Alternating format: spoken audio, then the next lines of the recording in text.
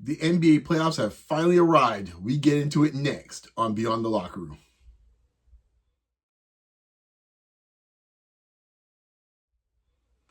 So NBA playoffs are finally here. It's the long-awaited, long-anticipated NBA playoffs. I'm going to give you my thoughts and my picks on each situation. The Raptors are in at this point, so as the 5 seed nonetheless. So hey, congratulations to Toronto, and we'll see. It's gonna be a fascinating little couple of weeks to see what this first round looks like for them. But we'll get into their series in a little bit. So let's start with what we have so far. I won't discuss I'll discuss the play-ins as matchups with my thoughts on that. So let's get into it quickly. Thunder, versus the A seed. We'll get to that in a second. But we have Rockets, Lakers as the 4-5 seed. The Lakers are on, I would say, I don't even know which side the bracket's better for them. It could be on the Spurs bracket or the Thunder bracket. But getting the Rockets in the first round, I think, is actually the best matchup the Lakers could have gotten in the first round, considering their injury situations right now. LeBron's gonna have to carry the load. Like that story, it seems like it never ends. And all this stuff about, LeBron, he needs all his help. I don't know if people realize how many playoff series LeBron's gone in where all the help that everyone's talking about doesn't exist.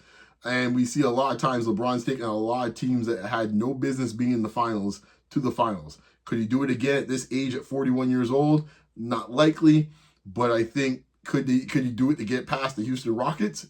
I think so. It's going to be strange. So I'm going to go and say it right here. I say Lakers in 7.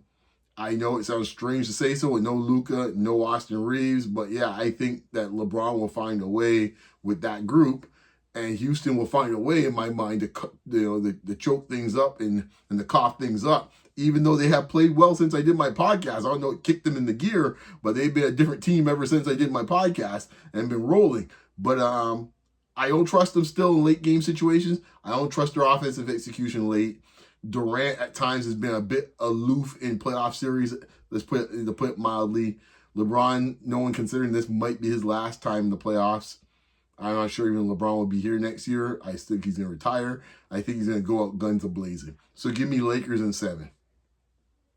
On the other side of the bracket, Nuggets Timber Puppies, or Timberwolves. Sorry, I used to call them the Timber Puppies when they were absolutely horrendous.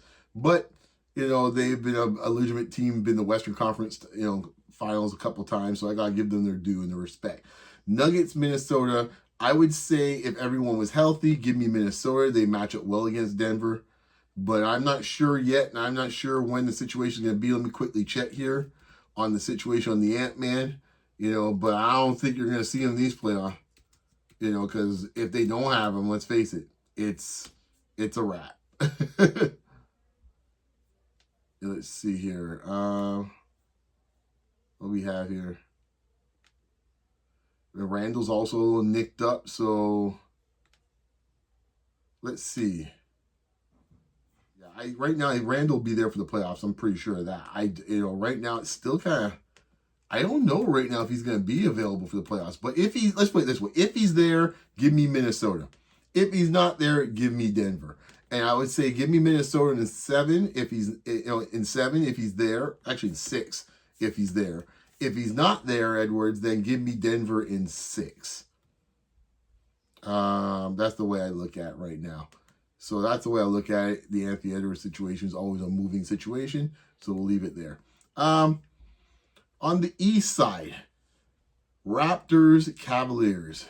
You know what? Let's leave that one to last. Knicks-Hawks, 3 versus 6 in the East.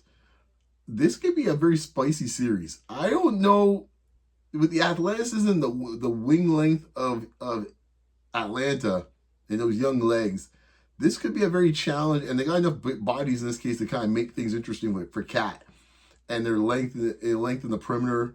Obviously, the great barrier, the great barrier thief is going to be in the mix. Obviously, Dean up Brunson.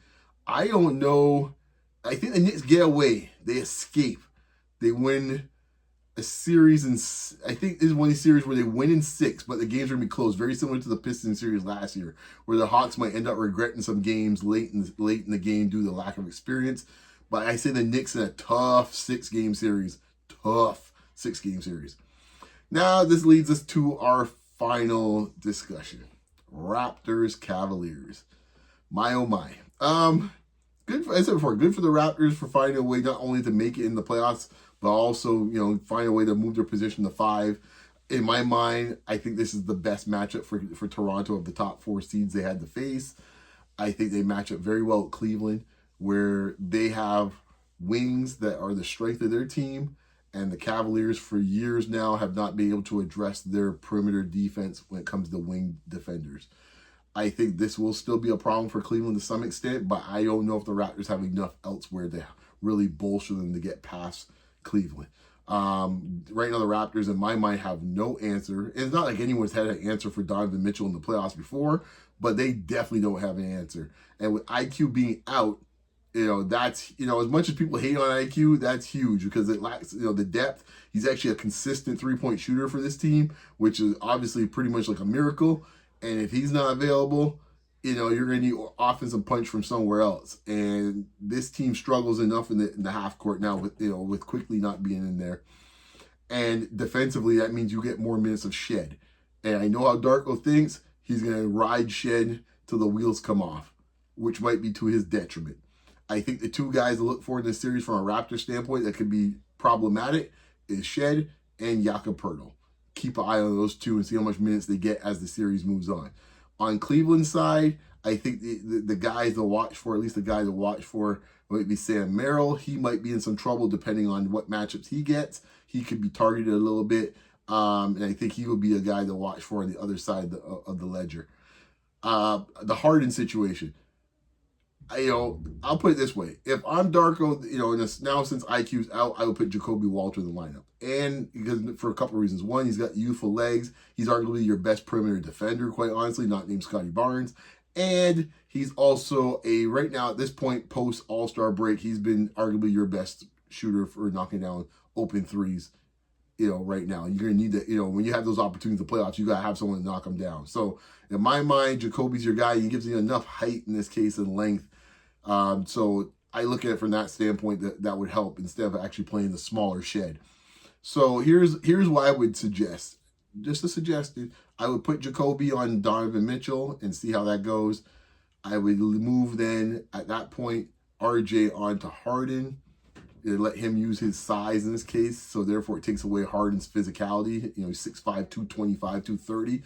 RJ could deal with that bumping in this case here. So give me RJ there. I know he's not a great defender, but I think the size and height will be at least something to kind of deter Harden a little bit. Not saying much, at least a little bit, than say putting Shed on him or something, or even IQ being healthy. That would be a disaster.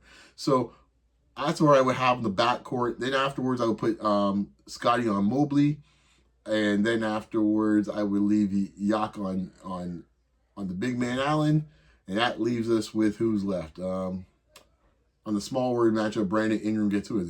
Wade, I think, is who starts for him at the moment. So that's how I would see it. I think be careful from the Raptors side. If I'm Cleveland, I'm blitzing Ingram anytime he gets in the middle of the lane because he likes to turn his back, and that gives a great opportunity to trap quickly. And I would force Toronto, as we've seen all year, force them to make shots.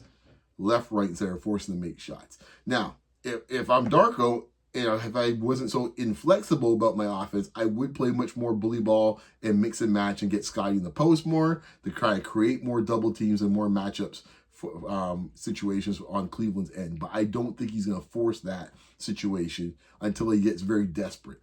We'll see. Overall,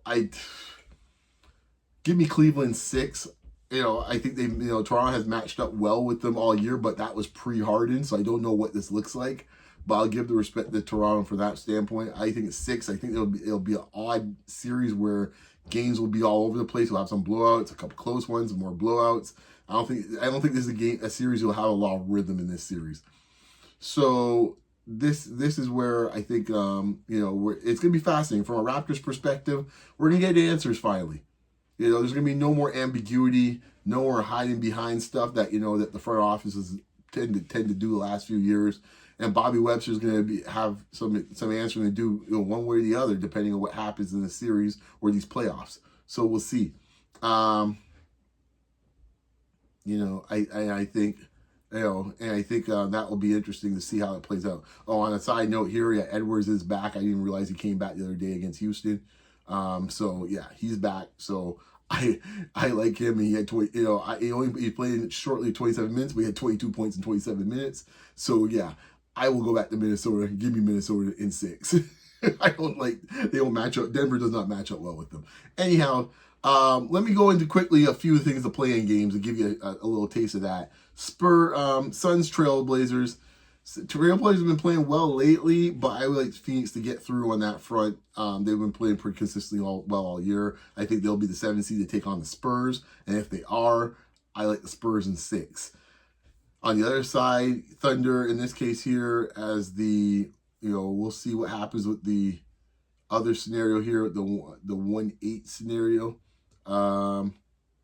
That would be Golden State in this case and the Clippers, depending what happens on that one for that scenario. I think if I'm looking at it on that point, if the Clippers get in, that would be interesting. I would say that would be interesting. That would be interesting if they were to get in. So we'll see how that plays out for them. What happens at 8 seed, we'll see what happens. On the other side, Celtics. Right now it'll be 76ers, Magic, whichever one gets in. I think, boy, Orlando's so flaky, but I think they get through. They're so flaky, but I think they get through. And I think, if I'm Boston, I think I would prefer a Philadelphia matchup, Embiid or no Embiid. I like that matchup better than a physical Orlando team that has a lot of size in the front court, and they defend well, when they're ready. So give me Orlando to get through. Boston wins against Orlando in 6, but it's a grueling 6. And then we'll see what the Pistons deal with their 1-8 matchup. Obviously, the teams remaining there are Hornets, Miami, and then the winner of that will deal with the loser of the matchup I had here. I would say of the 3 teams, based on my scenario, Philadelphia, Charlotte, Miami. I think in some ways Philly could be the most dangerous of the 3 as a Pistons fan to some extent with the matchups. I'm not really fearing Miami. Charlotte, they haven't been there before, but they have so much talent. You got to be wary of them. But overall, I think Philadelphia would still be a bit more of a concern in my mind, with Nick Nurse at the helm and the type of explosive players they do have. So we'll see where it goes from there, man. Hey, I'm just happy playoff basketball. There's nothing quite like it. It's fantastic. I won't give you my title contenders or I'll throw in here. Why not? Who I think is going to make the championship? Okay, I'll play it safe. I'll go scratch. Pistons, Thunder. I'm not going to get really imaginative with it. That's what I see. My heart tells me Detroit, but I think if I'm just going with my mind, give me Thunder. Give me Thunder in 6 against the Pistons, if that, with my mind. So there you go, folks. That's what we're talking about right now. NBA playoffs are here. We'll be going through this all together, as part of the Beyond the Locker Room family, you could say. And hey, I will say this: we'll also go through the ramifications of each game or each scenario. Next time I talk to you when it comes to the Raptors series, know a lot of you all are interested in that. And I think even though the pressure's on Cleveland to some extent, there is some internal pressure, I think, on the Raptors as well too. Anyway, guys, check me out here. You can check me out on X, Facebook, Blue Sky, and of course on who am I forgetting? X, Facebook, Blue Sky, and Instagram. I can't forget. Just posted a nice Rory McIlroy post. Check that out. Rory gets it done again, back to back. And also you can find me right here on YouTube, where you can like, comment, share, and subscribe. As I always say, it's for free. Tough times, and one of the good things you can get for free, man. Anyways, be safe out there. Talk to you soon, guys. Peace.